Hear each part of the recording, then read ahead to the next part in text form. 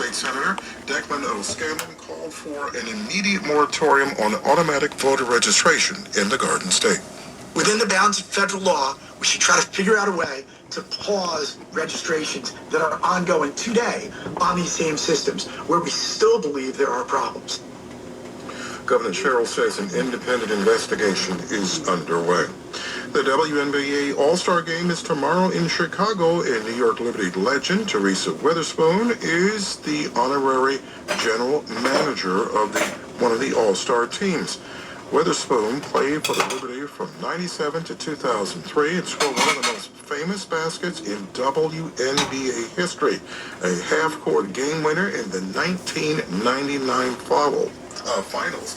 Liberty center John Will Jones will be on the bench for Team Spoon, but current Liberty star Brianna Stewart will start for the All-Star team built by Houston Comets legend Cynthia Cooper. The All-Star game starts at 8:30. 75 and sunny right now, sunny and 83 for a high day with a calm wind, and then tomorrow sunny and 82 with a calm wind, and Sunday sunny and 83 with a calm wind. So some mild summer weather. We deserve it. This is WNBA.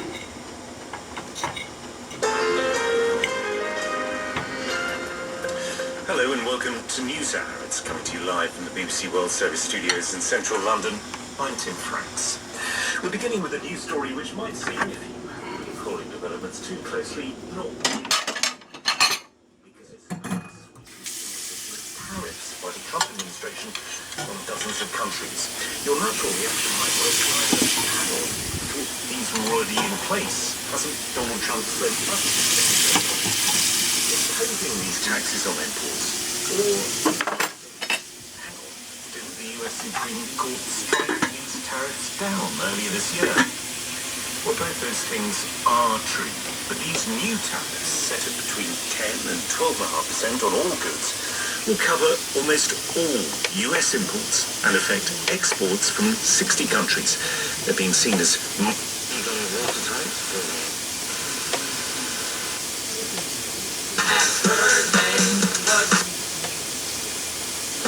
life is so good, I'm so sure.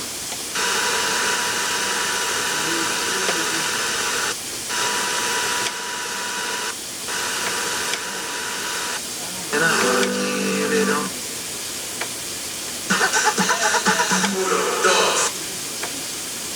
Products going into the United States. We do not believe it was justified, and we will continue to lobby the United States Trade Representative to remove all tariffs on Australian goods.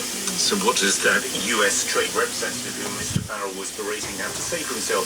It so happened that a couple of days ago, Jameson Greer was testifying before the Senate Finance Committee on President Trump's trade and tariff policies. The problems the president's trade policy seeks to solve are generational. These things were not broken in a day, and they won't be fixed overnight, but they must be fixed. This is why I'm pleased to report that the combination of tariffs and deals core to the president's trade policy has yielded quick and impressive results. Everyone said trade would collapse. We've never exported as much as we are now. And on the other side of the ledger, capital goods represent the largest share of our imports ever. In other words, the United States has not stopped trading with the world, but the composition of that trade has changed in a way that benefits Americans. We're selling more to the world than ever before because of our increased capacity to produce, and our imports are increasingly the type of goods that help us produce even more here in America. And these dynamics have helped reduce our trade deficit. US Trade Representative Jameson Greer. Well, there's one person we often turn to at these times, and that's Stephanie Flanders, Head of Economics and Politics at Bloomberg News. And Stephanie joins me now from Washington. Thank you for your time, Stephanie. The basis for these new tariffs is what? Is actually a bill that was passed in 1974 by Congress, which, among other things, said that the US could take action against countries that were not making sufficient steps to prevent the products of forced labour from entering their country. But as you have sort of indicated, and we heard a little bit in that quote from the US Trade Representative, obviously that is the sort of formal reason for these, but the practical reason was that the Supreme Court had told the president that he didn't have the jurisdiction to just sort of put blanket tariffs on everyone. He really wanted to do that, And so he had to do a sort of emergency step a few months ago after that decision. Those emergency tariffs, to keep the sort of baseline around where he wanted it, around 10%, expired yesterday. So today this was another way of doing that, which actually you could continue to have the tariffs, and you could say this time it was linked to an action by Congress, right. so on a much safer legal basis. But for so less susceptible to legal challenge. Not much change. Less susceptible. Yes, so this is on a more solid basis. Yeah. Okay. Definitely. And similarly, as far as those trading partners are concerned, I mean, are we to expect that there will be reciprocal tariffs? I mean, what we learned last year is that most countries decided that this was just going to be the price of doing business with the American economy under Donald Trump, and that they had no interest or economic stake in actually having a sort of negative, bidding war with him or indeed other countries over tariffs. So by and large, countries have been willing to take this and not impose tariffs on their own, of their own, and the global economy has been reasonably able to withstand them. Well, in which case, I guess the question is, what does the balance sheet look like for the US? Because you might imagine, look, this is an import tax that will lead to inflation. It'd be interesting to hear how much evidence there is for that. But also, I mean, if there aren't reciprocal tariffs, you might think, well, this is essentially free money for the US Treasury. So what do the figures suggest? I mean, it's interesting. So the revenues, looking at least at the forecasts for the Congressional Budget Office, we're looking. It's definitely not nothing. It's looking at around $190 billion of revenues a year, which is significantly more than the US was raising. With further tariffs that we might get in the next few months on China and other places, it may go closer to $300 billion. That's a relatively small chunk of the 1.3 trillion deficit, but every little helps, and it's definitely noticeable. And we have seen, in fact, that in Congress, lawmakers have started to think, well, we know that these are very unpopular with voters, these tariffs, but if we get rid of them, what are we going to replace them with revenue-wise? So there's a slight shift politically around tariffs as well. Are they unpopular with voters? Because, I mean, again, you sort of read some alarming figures that suggest that the prices are going up. This is essentially costing the average American family $1,100 a year. Is that something that you think, people are noticing? It has put the onus on this administration for inflation in a way that is very surprising, given that when President Trump came in, inflation was very much tied around the neck of the Biden administration, and one of the big reasons why the Democrats lost. And just with these tariffs alone, Trump has managed to sort of take ownership over the high cost of living, even though actually only a small part of the inflation we've seen in the last year can be really related to tariffs. In fact, there's a much more direct impact of the war in Iran, which is of course also very unpopular. Are there more duties and tariffs that we can expect? I mean, I mentioned that this is set at between 10 and 12.5%, but there's also been talk about, 50% tariffs on Canada, I think 25% on Brazil. Is this the start of it for some countries? For some countries, and actually, so Brazil does have a higher rate now, and the Canada we're going to see, I think, in mid-August, if those go through, the 50% tariffs. And what we have coming down the track are some measures, again, to replace the higher tariffs that were on countries like China that are responsible for a lot of exports to the US. All of this is about trying to replace what was taken away by the Supreme Court. He's done quite a lot of the job with these, but for countries like China, they're actually in a much better position than they were before the Supreme Court judgment, and I think the administration is looking to change that. Stephanie Flanders from Bloomberg Economics, thank you so much for joining us.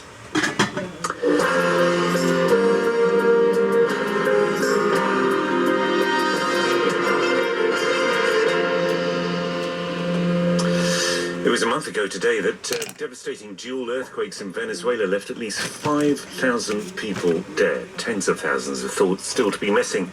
The government of acting President Delcy Rodriguez insists that it has done everything in its power to help, but families remain angry and have raised questions about the quality of public housing blocks, which collapsed. Our correspondent Will Grant has travelled back to the worst affected region of La Guaira, meeting those who are still searching for the bodies of their loved ones. Families in Venezuela are still looking for their missing loved ones and still finding them. Delicately and with dignity, the body of an 11-year-old girl is removed from a collapsed public housing block. Her father finally able to grieve now that his desperate month-long search for her has come to an end. If anywhere could be considered ground zero for twin earthquakes in Venezuela, it's here, the public housing complex in Caraballeda. It is a strange and disturbing sight still. A month on, a child's body has just been brought out, wrapped in plastic sheeting and taken to the morgue. Sitting on the rubble, a member of another search group, Nagin Hernandez, weeps quietly. Retrieving the bodies is soul-destroying, he tells me through his face mask. For the rescue teams, the families, the friends, just soul-destroying.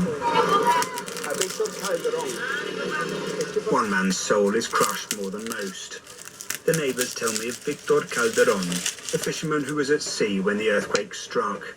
He returned to dry land to find 26 members of his immediate family were gone, all in the same social housing block. Mi hermana, mis dos sobrinas, sus 4 nietos.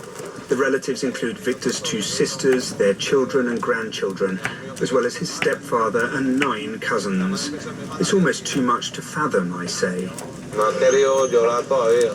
I haven't cried for them yet, he answers stoically. I'll do that after I find the ones that are missing.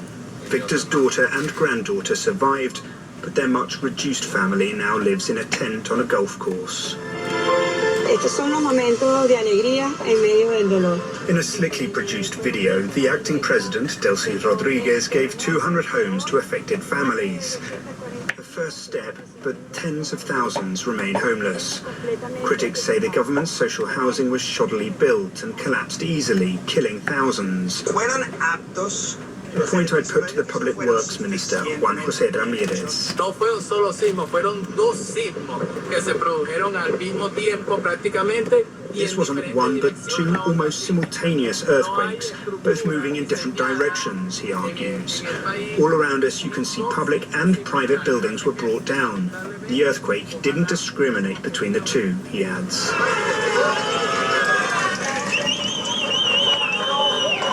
In one of those private buildings, Hernan, a security guard, was trapped in an underground car park for 8 days before being pulled alive from the rubble, a moment which briefly raised Venezuela's spirits.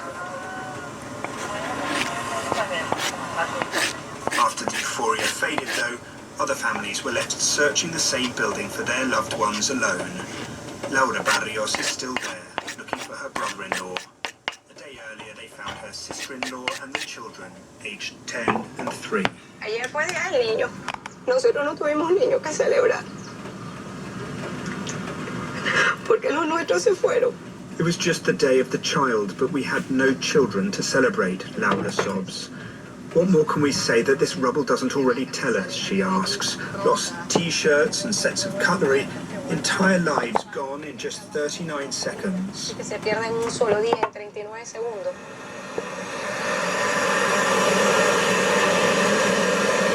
When the earthquake struck, the stretch of beach at Playa Pirata was full of visitors for a public holiday. They watched in horror as their homes collapsed in front of them and ran towards their apartments to try to save relatives and pets trapped inside. It's just one of 1,000 stories along this northern coastline in a month that Venezuelans still struggle to comprehend and which has forever scarred a nation ill-equipped to cope. That was Will Grant reporting from La Guaira in Venezuela. You can see more of what Will has discovered, including some really quite dramatic drone footage on our website, bbc.com/news. He's written up his piece that you just heard, and as I say, you can also see drone footage there of the aftermath of the earthquakes in La Guaira. It is 9:19. This is WNYC. Coming up next, it's the Brian Lair Show here from Kenny Minaya, the city's small business commissioner. He'll discuss his efforts to streamline the permitting process and reduce fines and fees for small business owners. Plus, a movie critic and a classical scholar discuss Christopher Nolan's new film version of The Odyssey. That's at 10 this morning on WNYC. 76 now and sunny. Sunny at 83 today. WNYC supporters include Hudson River Park presenting Broadway by the Boardwalk. Ali Stroker performs live on July 27th at 6:30 p.m. at Clinton Cove at West 55th Street. Open to all. More at hudsonriverpark.org. Sponsoring WNYC means reaching informed, engaged listeners who love New York. Introduce them to your local business or your next event. Find out how at sponsorship.wnyc.org. This is News Hour from the BBC with me, Tim Franks. Today could be a big day for the International Criminal Court, not because of a case that it's bringing against somebody accused of the gravest war crimes, but because of a case that's been brought internally against the court's chief prosecutor, Karim Khan. He's been accused of sexual misconduct involving a junior member of staff. Khan denies wrongdoing, but ICC member states are due to vote today at the United Nations in New York on whether he should be dismissed. Our correspondent Anna Holligan has been following the case closely. He's accused of sexual misconduct, and this is a court, of course, that was created to hold the most powerful leaders to account, but it's the court's own leader who is at the heart of this and making history, because there has never been a process like this at the ICC. So it feels like this has been going on for a long time now. It's been 2 years since the allegations of sexual misconduct were first made, and during the intervening period there have been various hearings and conclusions made by various parts of the ICC. And now this is the ultimate stage where the members of the court will vote on whether or not he should continue as prosecutor or be dismissed. As you say, I mean, this has been dragging on for ages. Exactly. And just for a quick bit of background, Karim Khan, he's a 56-year-old British barrister who was elected as the ICC's third prosecutor in 2021, officially stripped of his duties last month in June after the executive committee of the court's oversight body found he had committed a serious breach of duty and serious misconduct by engaging in an improper sexual relationship with a junior ICC staff member and seeking to stop her from pursuing her complaint. And we should say throughout this, he has denied any wrongdoing. His lawyers have said he has done nothing wrong. Explain to me this process whereby the member states are going to be voting on whether he should continue, because I guess a lot of people listening to this would think, well, if, you know, internally your employer has decided that you have failed the disciplinary action against you and on this a very serious charge, well, that would be enough. It's partly about the layers of bureaucracy within the court, and it's partly about the ICC's founding treaty, the Rome Statute, which says in issues like this, internal disciplinary measures, it's up to the member states to decide. So they have now the opportunity to vote. 125 member states, at least 63 countries must back his dismissal in a secret ballot at the UN headquarters in New York. We don't know much about which way the countries will vote, because Karim Khan's lawyers have pointed out that a judicial panel actually found that there was insufficient evidence to show that he had committed the sexual misconduct. So because of that rather convoluted process that the ICC itself has been criticised for, it's coming to the conclusion where the member states will vote. It's a secret ballot, but after the session in New York, there will be some kind of public statement, and the final section of that session will be live streamed. So it's at that point we will find out whether or not he will remain in position. And regardless of all of this, it's bigger than one prosecutor. This is about the court itself, and it's rather shaky foundations at this point. And there is no doubt that this is ammunition for the court's critics, of which there are many. Karim Khan won't be at the session himself. He's already barred from entering the United States under earlier sanctions imposed by Donald Trump's administration over the course of investigations into alleged war crimes by Israeli officials in Gaza. That external pressure from the US the US has never been a member of the ICC, but over the last few years it's moved from a long-standing position of resistance to the ICC to active confrontation, especially when the court has touched on US or Israeli interests. So that's included sanctions, 11 officials now sanctioned by the US. visa bans, explicit efforts to weaken the court's ability to operate. Within the last few weeks, US officials have talked about an effort to try to dismantle the ICC brick by brick. So there is massive pressure outside, and there is no doubt that these sexual misconduct allegations happening in parallel have done very little to help the court. And that was the BBC's Anna Holligan following that case at the ICC.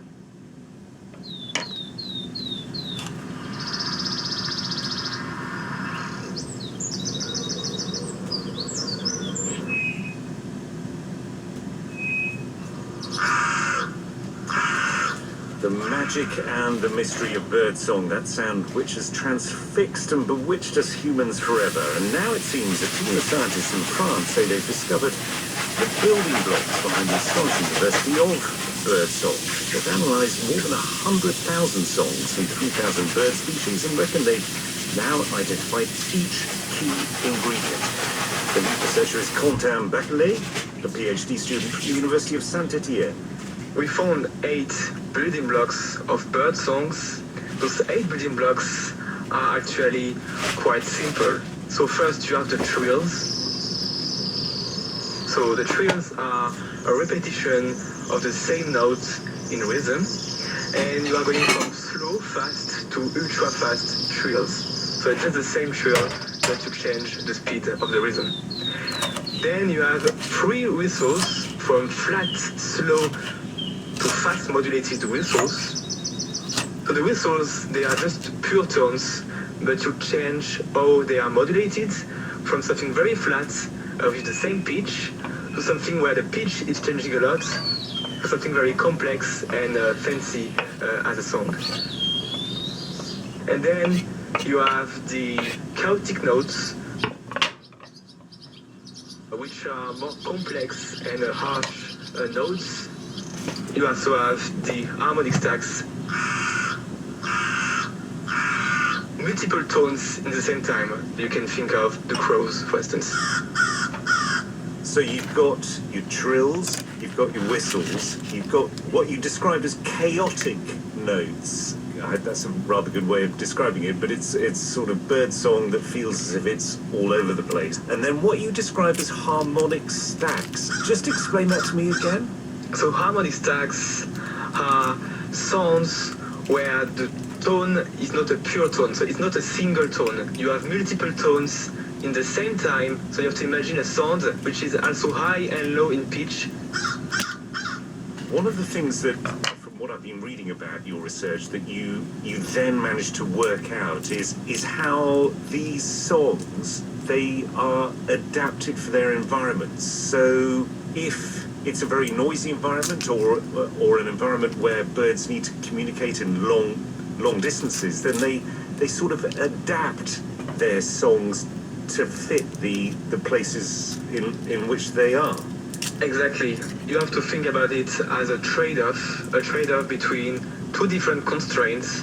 First, as I said, the communication distance. So some songs are more adapted to travel through the forest at long distances. And then the second part of the trade-off is the amount of information you have inside the song. Because when you are trying to mate and trying to afraid the competitors, then a more modulated song with more information is more adapted. For the birds, they have to choose between simple songs that are adapted to transmission, and they have to choose between more complex songs that are less adapted to transmission, but with more information for sexual selection and to protect their territories.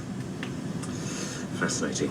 Quentin Bachelet, PhD student from the University of Saint-Étienne, who, along with his colleagues, reckon that they managed to identify those 8 motifs, as you put it, the building blocks of birdsong. This is News Hour.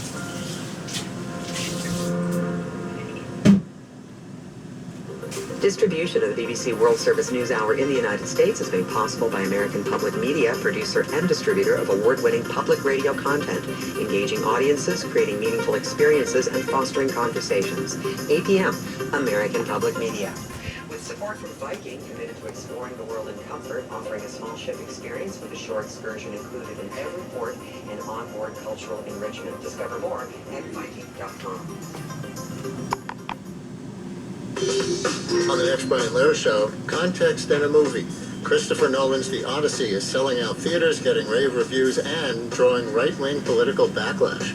We'll discuss the film as art and entertainment, but Homer's original has contributed to Western culture, and yes, the politics too.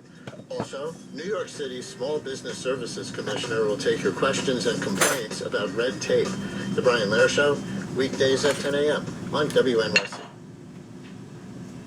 Support for WNYC comes from Poster House in Chelsea, presenting Act Black, posters from Black American stage and screen, an exhibition featuring posters from the Jim Crow era, on view through September 6th. More at posterhouse.org/WNYC. WNYC, independent journalism in the public interest. 93.9 FM and AM 820. NPR News and the New York Conversation.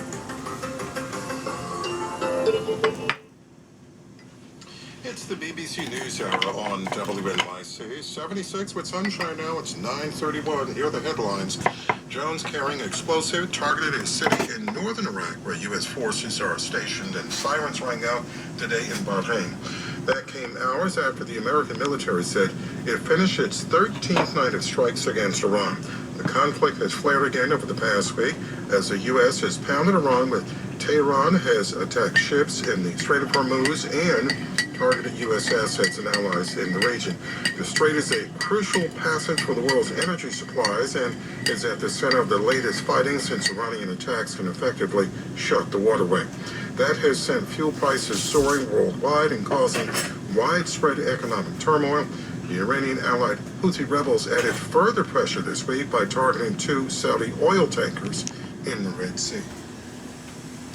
New York Republicans are calling for a hearing on the state's voter registration infrastructure. It's in response to news from New Jersey that a software glitch by an outside vendor led to about 400 non-citizen voting in the Garden State.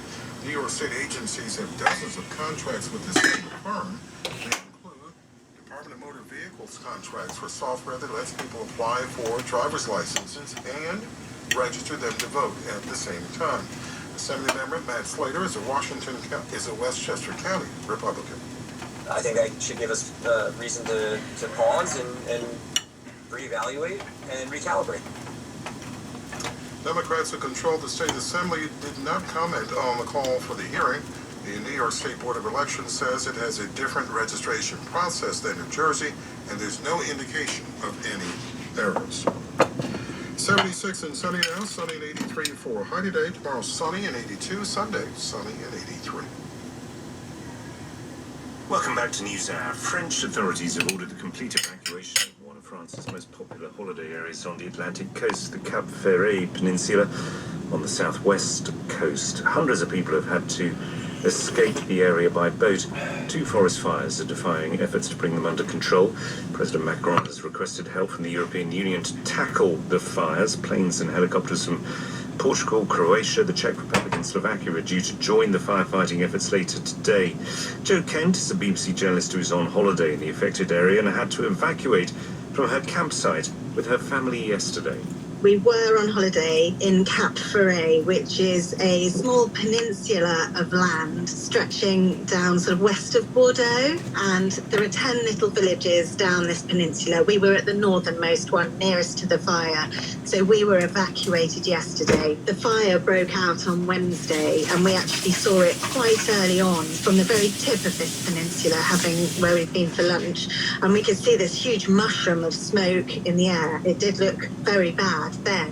That was literally a couple of hours after it broke out. We thought it was further around the bay, away from us, but as we cycled back to the village where we were staying, there was ash falling on us on the cycle paths. You could smell the smoke in the air. It really was quite an apocalyptic scene. Did you, at that point, decide, look, it's better if I and the rest of the family, that we move, that we relocate, or was it an evacuation order that you were obeying?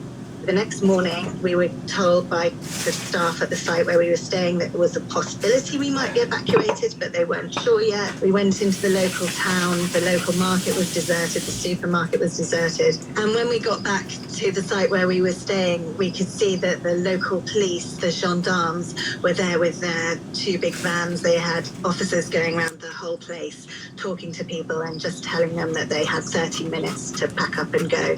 I'm just wondering if you've had a chance at all while you have been on holiday to speak to any of the locals, because I guess summers are often hot and dry. There always have been wildfires in these areas, but just a sense from local people or from what you've been hearing locally about whether this is really unusual. We didn't really speak to many people about it because it developed so quickly. However, it is a known risk in this area. That it's on the other side of the peninsula, it's the Atlantic Ocean, but it's backed by these pine forests, and they've become completely dry, and the ground was just so tinder dry, and there was such an increased risk of fire, and with more people being there, it is at risk, and it's a vulnerable area. Joe Kent, BBC journalist in the southwest of France, and Spain has declared a national emergency in the Madrid region and the nearby province of Avila because of wildfires. 2 of 3 fires burning to the west of Madrid are said to be on the verge of merging into one, and the state of emergency aims to speed up the deployment of resources to fight the fires and places the response to the crisis in the hands of a specialist military unit.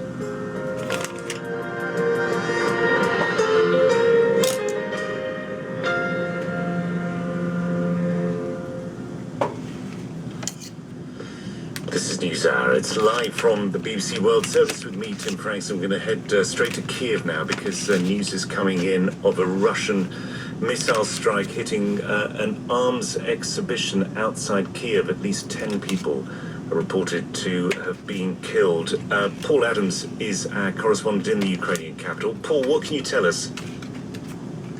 And this was about 5 hours ago when, as you say, there was an exhibition being held in a training ground around 20 kilometers or so outside Kiev. We were actually on the roof of our hotel at the time, and we heard the air raid sirens. We saw the distant attempts to shoot something down, and we also heard at least one explosion.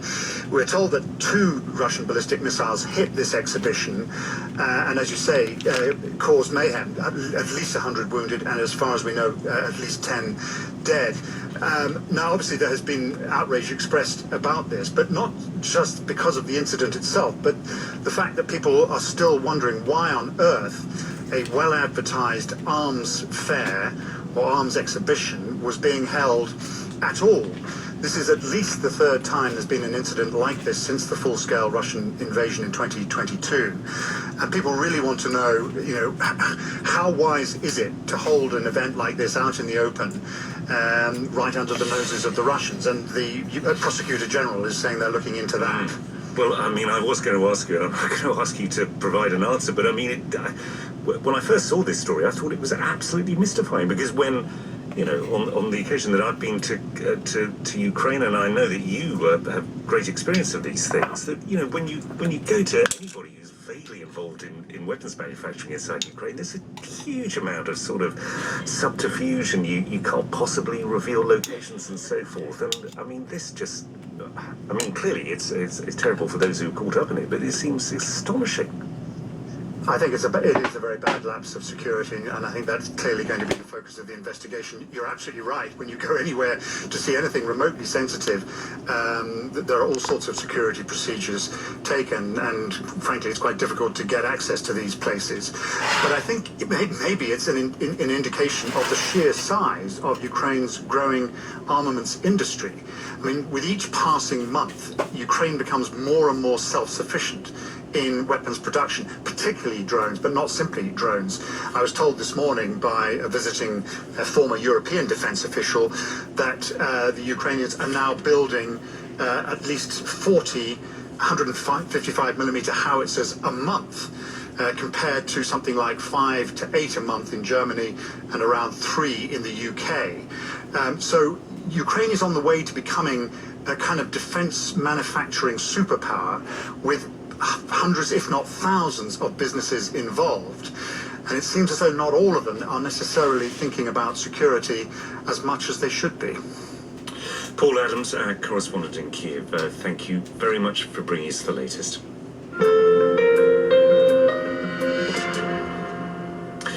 Are India's youth protesters making headway or being cleverly co-opted and talked down by the government? The two sides have today been meeting to discuss the demonstrators' demands for educational reform and most headline-grabbingly for the dismissal of the education minister over the leaking of exam papers. These protests have become a highly unusual challenge to the authority and grip of Narendra Modi's Hindu nationalist administration.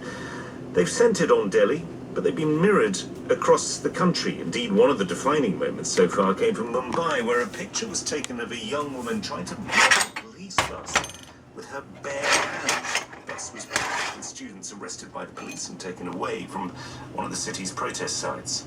The BBC has managed to get hold of the young woman, Ria Ahir, and she explained why she had decided to stand in front of that moving van. So I asked the cop very peacefully, not agitated, not angry. I asked him, do you have a memo to take these students? And he reluctantly said, like he wasn't even making eye contact with me. He said no. And then immediately that